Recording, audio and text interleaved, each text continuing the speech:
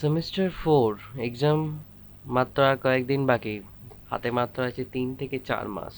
ফেব্রুয়ারি মাস থেকে তোমাদের পরীক্ষা। এখন হচ্ছে অক্টোবরের 4 তারিখ। আজ অক্টোবরের 4 তারিখ। সবাইকে বিজয়া দশমীর শুভেচ্ছা এবং ভালোবাসা। তো এবার পড়াশোনায় আসা যাক। আমি তোমাদেরকে পড়াবো ফিজিক্স। তো ফার্স্টে আমাদের টপিক হচ্ছে অপটিক্স। অপটিক্সের মধ্যে দুটো ভাগ আছে, একটা হচ্ছে রে অপটিক্স, একটা হচ্ছে ওয়েভ অপটিক্স। রে অপটিক্সের মধ্যে আমরা দেখব reflection of light, spherical mirror, mirror formula, reflection of light. Okay, reflection of light জানো সবাই যে আলোর প্রতিফলন। তো এবং আলোর প্রতিফলন সাধারণ দর্পণের ওপর বা আয়নার ওপর বা বিশেষ ধরনের আয়না বা দর্পণ, যেমন হচ্ছে উত্তল এবং অবতল দর্পণ, সেসবের ক্ষেত্রে আলো যখন সোজা পথে চলে তখন কীরকম কী ব্যবহার করে সেটা এই রিফ্লেকশন অফ লাইটে আমরা পড়বো। কত রকমের রিফ্লেকশন হয় সেসব জানবো। রিফ্র্যাকশন অফ লাইট, সেটা তোমরা ক্লাস 10 অবশ্যই পড়েছো যে আলো এক মাধ্যম থেকে অন্য মাধ্যমে বিশেষ করে ভালোভাবে বললে আহ, দুটো ডিফারেন্ট ঘনত্ব বিশিষ্ট মাধ্যমে যখন আলো প্রবেশ করে বা বের হয়, তখন তা অবিলম্ব থেকে সামান্য অবিলম্বের দিকে সামান্য সরে যায় অথবা সামান্য থেকে দূরে সরে যায়। তো এটা হচ্ছে রিফ্র্যাকশন অফ লাইট বা আলোর প্রতিসরণ। Internal refraction and its application এবং এদের ব্যবহার কী আছে সেটাও আমরা পড়বো। ফাইবার অপটিক্স, অপটিক্যাল ফাইবার্স বা ফাইবার অপটিক্স হচ্ছে আমাদের যে বাড়িতে যে ইন্টারনেটের যে এখন কানেকশন নেওয়া হয়, তো এই ফাইবার অপটিক্সের মাধ্যমে আমাদের এই কানেকশনটা হয়ে থাকে। তো সেসব ব্যাপারে আমি তোমাদেরকে জানাবো, একটা ছোট গল্পর মতো বলবো। লেন্স, লেন্স ওই আলোর প্রতিসরণকেই কাজে লাগিয়ে তৈরি করা হয়েছে একদম বিশেষ ধরনের যন্ত্র বলা উচিত। তো ইনস্ট্রুমেন্ট টাইপের, অপটিক্যাল ইনস্ট্রুমেন্টের মধ্যেই পড়ে এটা লেন্স। তো লেন্স সম্পর্কে আমরা পড়বো, উত্তল লেন্স, অবতল লেন্স। আচ্ছা, এবার প্রিজম। প্রিজমের মধ্যে আলোর বিচ্ছুরণ। আলো আমরা সবাই জানি সাদা রং বা সাদা আলো 7খানা রং দিয়ে তৈরি। তো সেটা হচ্ছে বেনি অসহকলা, বাংলায় বলে বেনি অসহকলা, ইংরেজিতে বলে ভিবজিওর। তো প্রিজমের মধ্যে দিয়ে যখন সাদা আলো প্রতিষ্ঠিত হয় মানে প্রবেশ করে, তখন সেটি 7টা বর্ণে ভেঙে যায়। 7টা বর্ণ না হোক, বলা উচিত একটা এক ধরনের বিশেষ ধরনের বর্ণালী তৈরি করে। সেই বর্ণালী সম্পর্কে আমরা একটু পড়ব।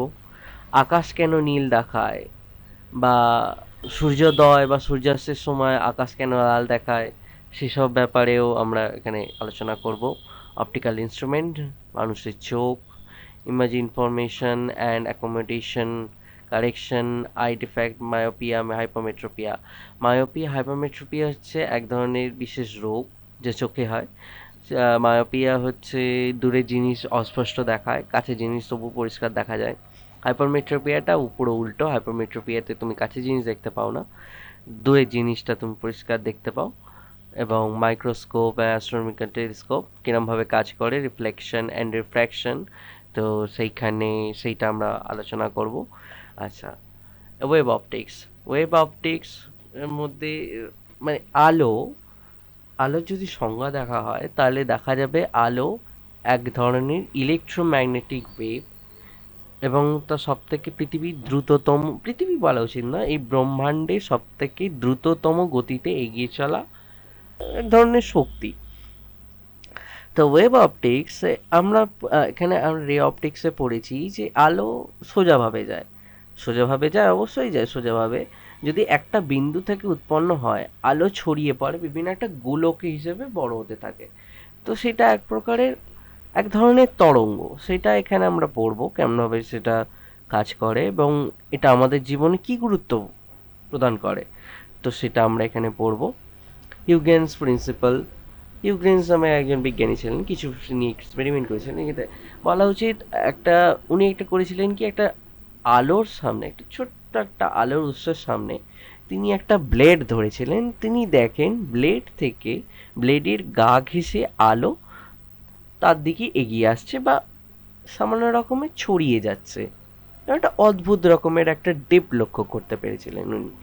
তো সেইটা কেন হয়েছিল সেইটার ব্যাপারে এখানে আমরা এই ওয়েব অপটিক্সে আমরা ডিটেলসে আলোচনা করব। তো এটা আপাতত আমি এইটুকুই বললাম। এটা বললে অনেক কিছু বলা হবে, তা এখন আমি কিছু বলতে চাই না। Dual nature of radiation and matter, এটা একটা অন্য topic. Dual nature of radiation, বিকিরণের দ্বৈত সত্তা এবং পদার্থ।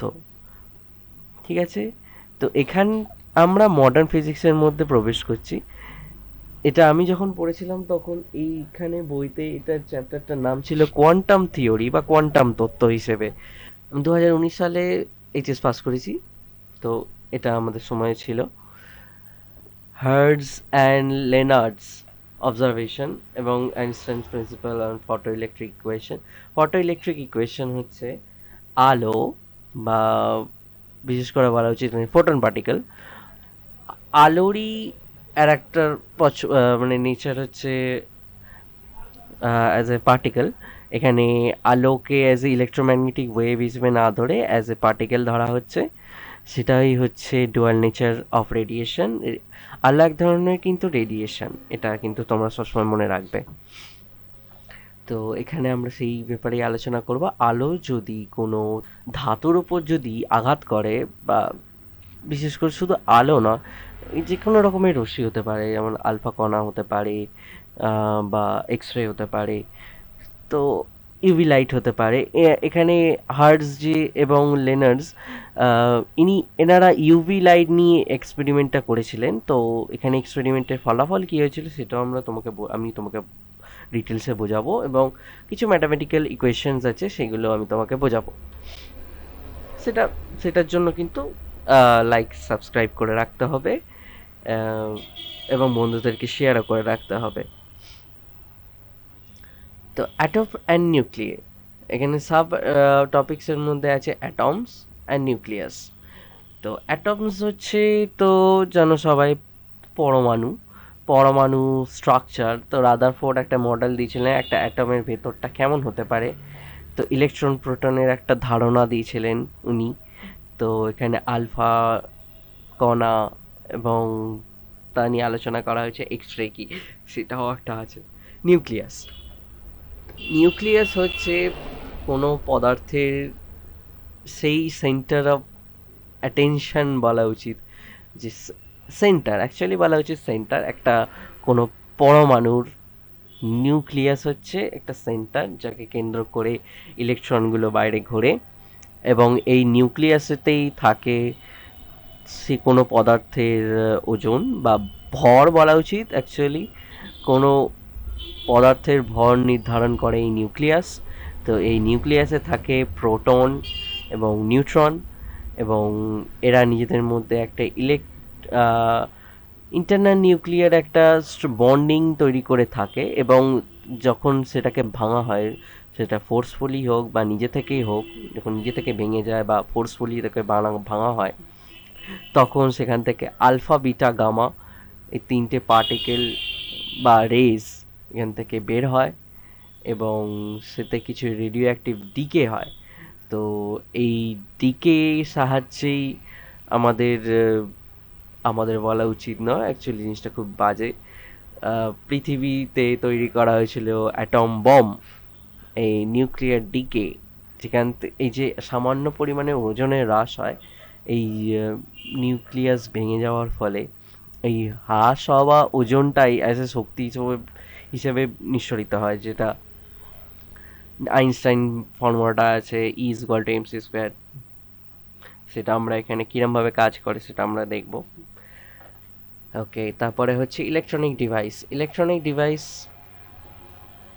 আমরা অতটা ডিটেলস এখানে শিখবো না, তবু উপর উপর আমরা একটা আন্দাজ নেব যে ডায়োড ট্রায়োড কি, পিএন জাংশন কি, ডায়োড মানে, তারপরে এলইডি লাইট কেমন করে তৈরি হয়, সোলার সেল কীরমভাবে কাজ করে, জেনার ডায়োড আছে, PNP junction transistor, PNP and NPN transistor action, এবং এইগুলোর সাহায্যে আমরা তৈরি করব বিভিন্ন রকমের গেট, জিনিসটা যতটা শক্ত মনে হচ্ছে ততটা কিন্তু শক্ত নয়।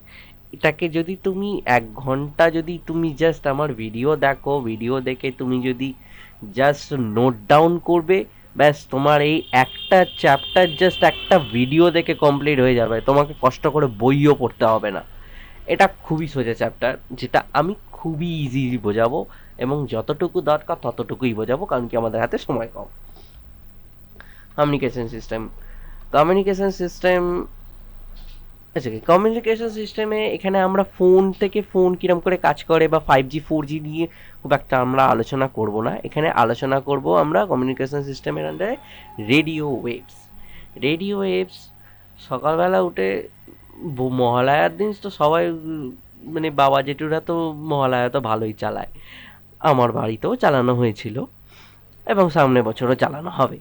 তো সেইগুলো কিরমভাবে টাওয়ার থেকে তোমার ফোনে এসে বাজছে বা কিরম করে সেটা প্রেরণ করা হচ্ছে, সেটা টিভি হোক বা ডিজিটাল ডেটা, ব্যান্ডউইথ সিগন্যালস, তো অ্যাজ এ ওয়েভ হিসেবেই আসে। এবং ফোনেতে যে আমাদের ইন্টারনেট কানেকশন বা tower cell tower connection as a electromagnetic wave টাইপেরই আসছে, এটা রেডিও ওয়েভ। তো সেটা নিয়ে আমরা এখানে আলোচনা করব, এবং ব্যাস এটাই আপাতত।